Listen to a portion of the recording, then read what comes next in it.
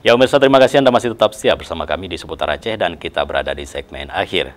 Pemirsa, Ketua Tim Penggerak PKK Aceh Diah Erti Idawati membuka kegiatan sosialisasi 7 dimensi lanjut usia lansia tangguh yang diprakarsai oleh Badan Kependudukan dan Keluarga Berencana Nasional BKKBN dan PKK Aceh.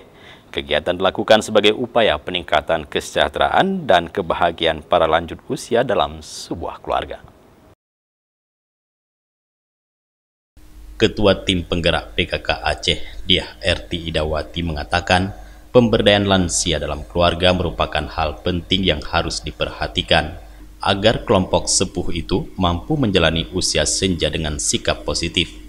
Hal itulah menjadi modal dasar para lansia untuk dapat hidup bahagia, sehat, dan sejahtera. Dia mengatakan keluarga memiliki peranan yang sangat penting dalam mendukung kehidupan lansia, agar mereka tetap hidup sehat, mandiri, aktif, dan produktif. Pembangunan keluarga juga tidak terlepas dari peran penting perempuan di rumah, baik sebagai penggerak pembangunan sekaligus sebagai motivator dalam meningkatkan kualitas hidup masing-masing di keluarga. Hal itulah yang terus digerakkan Tim Penggerak PKK Aceh melalui 10 program pokoknya.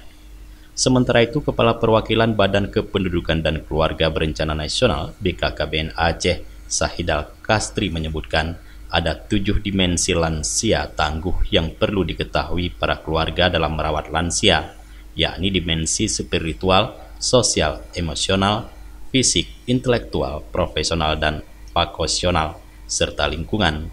Ketujuh dimensi dirangkum untuk meningkatkan kepekaan keluarga terhadap pelayanan lansia agar dapat menjadi perhatian khusus pada kehidupan sehari-hari supaya mereka sehat, mandiri, produktif, dan bahagia.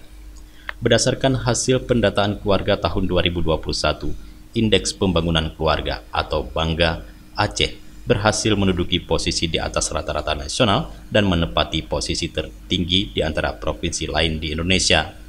Bangga diukur dari 3 indikator, yaitu ketentraman, kemandirian, dan kebahagiaan. Dari 3 dimensi kita berhasil duduk di peringkat pertama pada indeks kebahagiaan keluarga.